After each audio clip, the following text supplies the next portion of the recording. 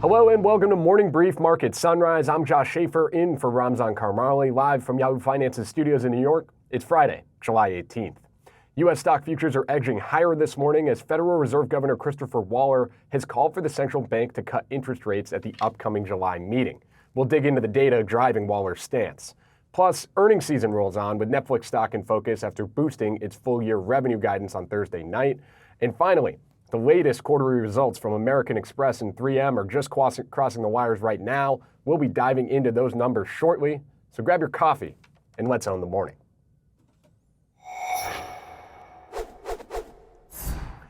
Let's kick things off with what you need to know before the opening bell rings. First, taking a look at futures. Stocks are modestly higher this morning, with the S&P 500 looking to close above 6,300 for the first time ever. Just closed short of that yesterday, so looking to see modest gains in that major index today. That's as investors are digesting Federal Reserve Governor Christopher Waller's call for the central bank to cut interest rates in July. Waller saying in a speech Thursday night in New York that, quote, "With inflation near target and the upside risk to inflation limited, we should not wait until the labor market deteriorates before we cut the policy rate." Waller believes tariffs will offer one-time price increases that the Fed should look through, adding that the central bank's current benchmark should be closer to 3%, more than a full percentage point lower than where the Fed funds rate currently sits. Continuing with Fed News, Chair Jerome Powell defending the Fed's $2.5 billion renovation of the central bank's headquarters, which has recently come under scrutiny from President Trump. Powell, writing in a letter responding to White House Budget Director Russell Velt, quote, "We take seriously the responsibility to be good stewards of public resources," end quote. Also, in Washington, Crypto Week rolls on. President Trump is expected to sign the Genius Act on Friday. Once signed, the potential law would establish a regulatory framework for stablecoins. The world's largest cryptocurrency, Bitcoin, hit an all-time high above $122,000 per coin earlier this week. And as Washington grows more accepting of the space, the overall market cap for all cryptocurrencies is now over $4 trillion for the first time ever. Meanwhile, shares of stablecoin issuer Circle have surged more than 25% this week and are up pre-market by about 3%. Finally, Wall Street is digesting another blowout earnings report from Netflix, the streaming giant topping Wall Street's expectations for revenue and earnings per share, while also boosting its full-year revenue guidance. Shares, though, are off just more than 1% this morning. That's after the stock rallied over 40% headed into the release, and nearly 100% surge over the past year. That sparked concerns over the tech giant's valuation. But some on Wall Street believe the stock can keep marching higher. Analysts at Jefferies boosting their 12-month target for the stock to $1,500 a share. That's from $1,400 following the release, citing conviction the company can sustain earnings growth over 20% for the next 3 to 5 years. Meanwhile, JP Morgan staying more moderate on the name, with analyst Doug Amuth writing in a note to clients that shares of Netflix may, quote, "need a breather." For more analysis on Netflix's quarterly results, Josh Lipton spoke with Bloomberg Intelligence senior media analyst Geetha Ranganathan, and let's take a listen to that. Everything that we were hoping to see, Netflix definitely delivered in terms of their revenue growth for 2Q. They came in above guidance, above expectations. In terms of operating margin, again, outperforming expectations. The big thing I think that investors were really focused on was commentary for the rest of the year, and they delivered there as well. So they increased their outlook for revenue growth for the full year. It's up from 13% to 15%, which is pretty good. And then again, with operating margin also, they kind of raised that. But I think investors were looking for a little bit more here. So it was originally forecasted at 29% for the full year operating margin. They just took that up a smidge to 29.5. I think investors were looking somewhere in the range of 30 to 31%. So definitely solid, maybe not spectacular, and maybe that's why we're kind of seeing a little bit of this downward movement right now. And how much, Geetha, do you think it could also be? I'm just looking at the initial reaction in the after hours. Just the run this stock had. I mean, what a move into the print, Geetha. It was up, I think 40% year to date? Absolutely right, Josh. Up 40% year to date, trading at something like almost 50 times earnings. So in many ways, you would say that this was priced to perfection. And when you have a stock like that that's priced to perfection, obviously investors are thinking, what's next. And when you see a report that doesn't necessarily give you something screaming in terms of catalysts, I think that leads to a little bit of, maybe angst. When you think about what's next, Keith, let's talk about that content slate in the second half. I'm curious what you see there and what could that mean in terms of user engagement? Yeah, user engagement is going to be super strong, Josh. There's absolutely no doubt about that. I mean, we've seen really strong results in the first half from a fairly decent content slate, but it's nowhere near what we're going to see in the second half. Remember, management themselves have called the second half slate an embarrassment of riches. They have some of their biggest shows coming on board. You have Wednesday, you have the last season of Stranger Things, which is going to be broken into 2 parts. You have an NFL game, you have boxing matches, you name it. You have Happy Gilmore, Knives Out, everything and anything. And if you kind of just look at Netflix's history in terms of a content release schedule, this is arguably their strongest 6-month period ever. So there is no doubt that subscriber growth is going to be extremely strong. And we've seen that momentum kind of building, and content absolutely is king, and it's going to be a key differentiator for Netflix through the rest of 2025. We're looking at some key market movers this morning now, and American Express and 3M both reporting quarterly results ahead of the open. First up, let's start with American Express. Shares moving higher a little bit to the downside at one point. The bank reaffirming full-year guidance and reporting Q2 earnings per share of $4.08. That's versus estimates of $3.87. And revenue of $17.86 billion. That was above the street estimate of $17.71 billion. So I do want to get you a few more numbers from this release, of course, of the major credit card holder. American Express maintaining its full-year EPS guidance. That's in a range of $15 per share to $15.50 per share. American Express still seeing full-year revenue increasing year over year in a range of 8% to 10%. Of course, when you think about a company like American Express, a large part of their business depends on how much American consumers are spending, right? This sort of continuing trend we've been bringing you really all week here, thinking about big banks have come out and been very positive overall on the consumer, on consumer spending. We had Netflix last night, which we just mentioned a little bit earlier. Netflix asked specifically about the macro environment. Their executives saying that they're still seeing spending. Things are still going well there. And even on the economic data front, not company specific, you had retail sales come out yesterday for the month of June, increasing 0.6%. And so overall, you're getting a picture of a strong U.S. consumer that is continuing to hold on here. And you're going to hear that in our next company here too. We also have 3M shares. 3M shares are rising after raising its full-year outlook. The parent of Scotch Tape and Post-it Notes sees adjusted earnings per share for the full year at $7.75 to $8. That range is higher than the previously seen $7.60 to $7.90. They also see total sales for the year growing 2.5% versus prior guidance of 0.5% to 1.5%. 3M also reporting a beat on the top and bottom line for the current quarter. Adjusted earnings per share clocking in at $2.16 versus $2.01 expected. And net sales coming in at $6.3 billion. That was versus $6.1 billion. So again, another consumer company here. We mentioned off the top there, 3M. That's the company that can bring you something like Scotch Tape, Post-it Notes, a lot of those kinds of items continuing to see strength here. That stock is up over 23%.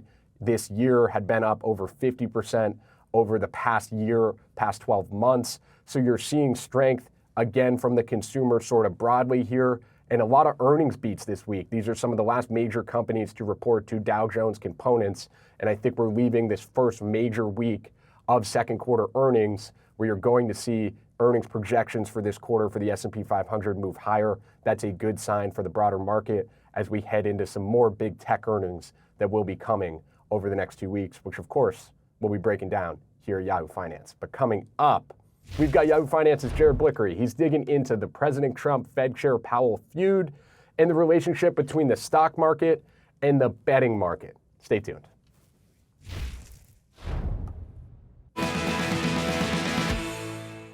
Welcome back to Market Sunrise. Investors have been on a roller coaster ride following every headline surrounding the heightened tensions between Federal Reserve Chair Jerome Powell and President Trump. In the latest edition of Stocks in Translation, Jared Blickery took a deeper dive into the relationship between the stock market and the betting market. News about President Trump, it lit up global markets yesterday as headlines about firing Federal Reserve Chair Jerome Powell sent stocks plummeting as yields popped. On today's Stocks in Translation, we're going to look at prediction markets or binary market futures. And here's the definition. These are financial contracts regulated by the Commodity Futures Trading Commission that let you bet on whether a specific event will happen, paying $1 if it does and nothing if it doesn't. It's either or, hence the term binary. And here is a chart of Thursday's price action in the S&P 500 and what was happening in the prediction market. And in green here, we have the S&P 500. Just as the odds, as all those headlines about President Trump possibly firing not President Powell, he's the chair of the Federal Reserve, we saw those odds go up and we saw the stock market go down. It was pretty well timed here. And what's interesting is that stocks were managed to recover all those losses and actually close close to the highs of the day. But now I want to show you a second chart. This is the same prediction market versus the 30-year yield. And you can see here they were actually going in the same direction.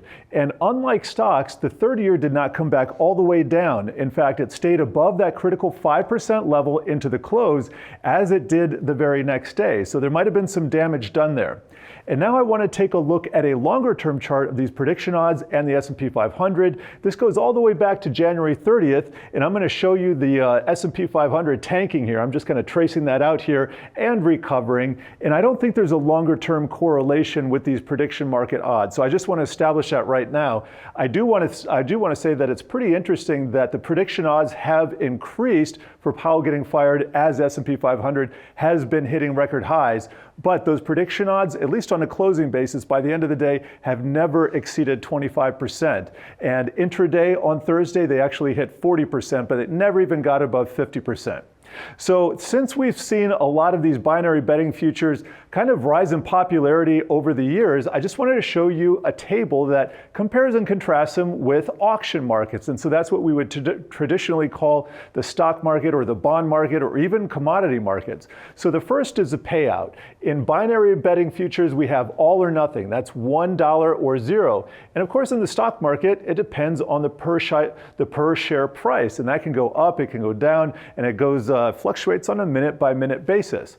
And then another factor is price. We have, for binary betting, we have the implied price change versus the current market value as determined by market participants in these auction markets, the stock market, for instance. And then as far as risk is concerned, we have a fixed max loss in the binary betting. As I said, you can win $1 and you can't lose more than $0, or you can't go down to more than $0. And in the stock market, things are going to fluctuate on a minute-to-minute basis. And then finally, the typical focus here for prediction markets, that's going to be on a single event. It might be what the Fed is going to do. It might be on Powell getting fired. It might be on an election. And of course, in auction markets, in the stock market and bond market, we just have this on an ongoing basis. So as we saw with last year's elections, sometimes these betting markets deliver accurate information that's more so than traditional polls. And with controversial decisions becoming the norm, these markets are only likely to grow in size. So tune into Stocks in Translation for more jargon-busting deep dives, new episodes on Tuesdays and Thursdays on Yahoo Finance's website or wherever you find your podcasts. Fantastic analysis there from Jared, as always. It is a time for another break, but stay tuned. We've got more Market Sunrise on the other side. We're going to let you know what some of the top trending tickers are on Yahoo Finance right now. We'll be right back.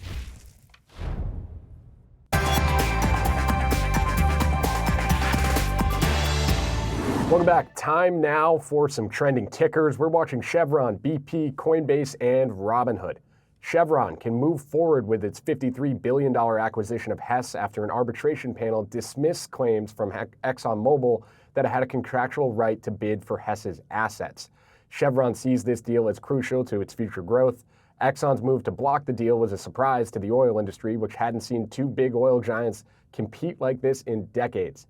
Exxon said it doesn't agree with the ruling, but respects the process. You can see Chevron shares up over 3% in pre-market trading. Next up, BP has agreed to sell its U.S. onshore wind business to LS Power. This includes 10 wind energy sites across 7 states. The deal comes at a time when BP is shifting its focus back to oil and gas after trying to get into the green energy space. The value of the sale has not been disclosed, but BP says it will provide an update in its second quarter earnings report early next month. Finally, crypto trades are rising. Looking at moves in Coinbase and Robinhood this morning, both of those are also higher in pre-market trade, with the total market cap of crypto assets topping $4 trillion for the first time ever, driven by a legislative push to regulate the sector.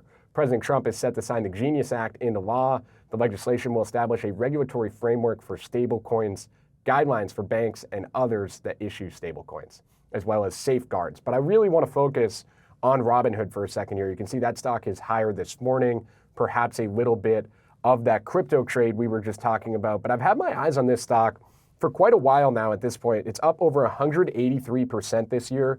And I'm often trying to find equities that can sort of tell us the story of the market by simply looking at what's driving them higher. Why is Robinhood up over 300% over the past year? Yes, they benefit from all of this crypto legislation that's happening in Washington, the increased interest in crypto. They benefit from crypto ETFs, but it's really a story of the overall bull market too. Robinhood is a momentum stock. It's one of those stocks like a Palantir, momentum being a factor that as it keeps winning, it just keeps winning, right? We've talked a lot about that theme over the past month as some of these hype trades have started to just continue to lead the market higher.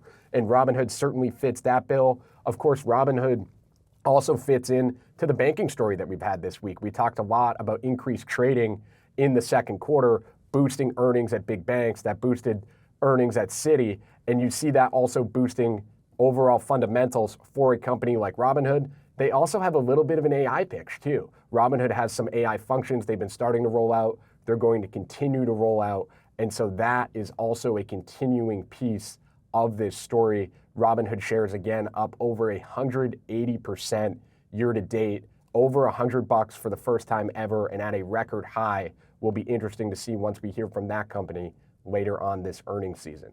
But I want to pivot now. We got retail sales coming in stronger than expected for June, highlighting the resilience of the consumer in the face of tariffs. BMO Capital Markets Managing Director Simeon Siegel joined Josh Lipton on Market Domination to explain why tariffs aren't really hitting the consumer yet and why companies are the ones paying the price. So listen, I think the interesting thing that we have to acknowledge, tariffs raise the cost of goods. They don't raise the price of goods. I think we all wanted to believe that with tariffs come immediate price hikes. It's just not true because in discretionary retail, right? Because the consumers need to accept those prices. And if you demanded 20% off for a pair of jeans last week, I promise you, you're not going to all of a sudden say, okay, I'm willing to pay full price because of tariffs. So what we're seeing with tariffs are listen, you have three different options. Either you can price it along because the easiest way to mitigate a tariff is to raise price. The problem is it's very hard to raise price. So you're seeing certain companies raise price. And by the way, do it surgically. Nike is raising price on certain shoes, but not on others.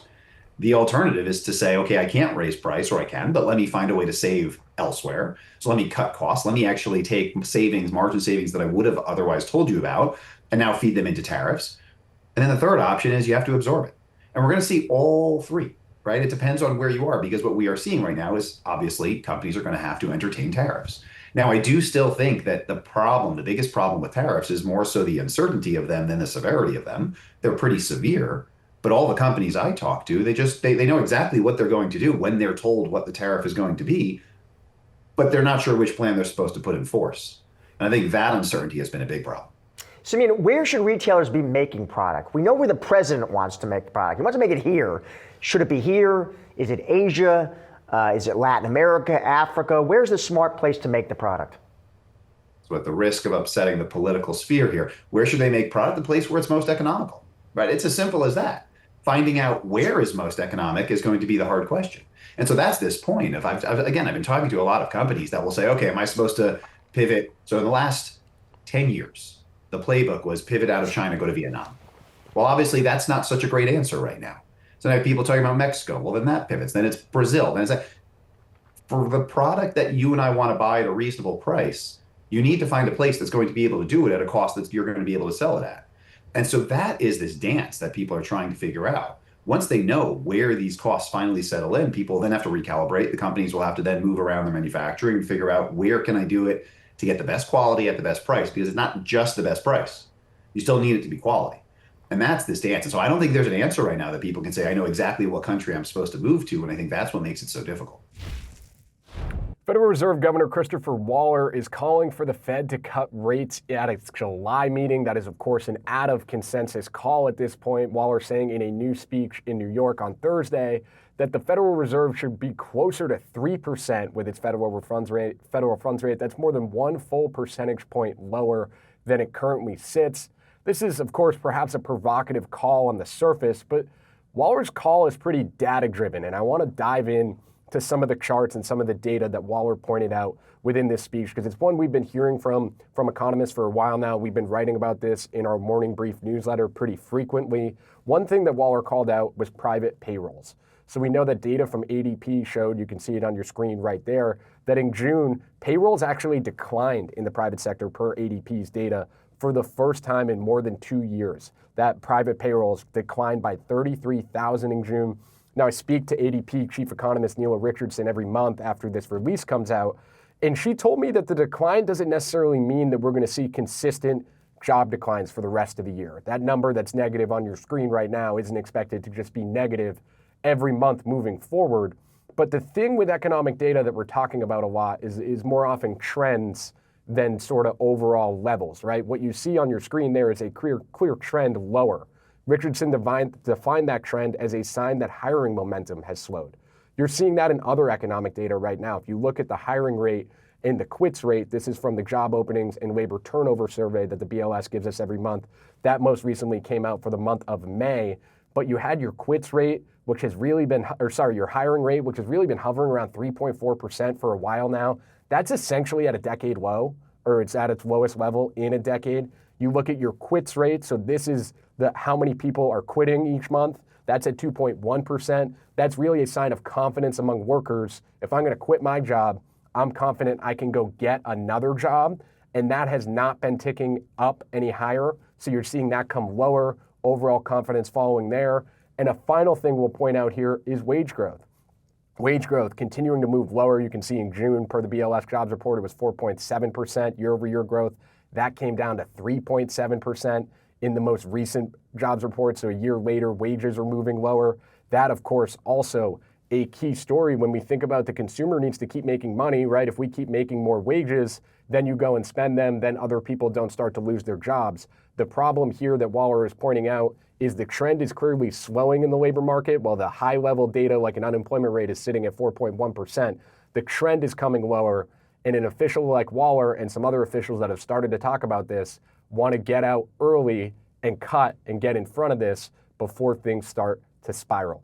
That's something we'll be tracking throughout the day as we get more commentary from Federal Reserve officials. But right now, markets are higher overall, and we're seeing markets higher this morning as people are sort of digesting that overall picture that we're seeing. But we'll get a closer look too at consumer sentiment coming up at 10 a.m. this morning. That's going to do it for us on Market Sunrise for this morning. Stay tuned with Yahoo Finance.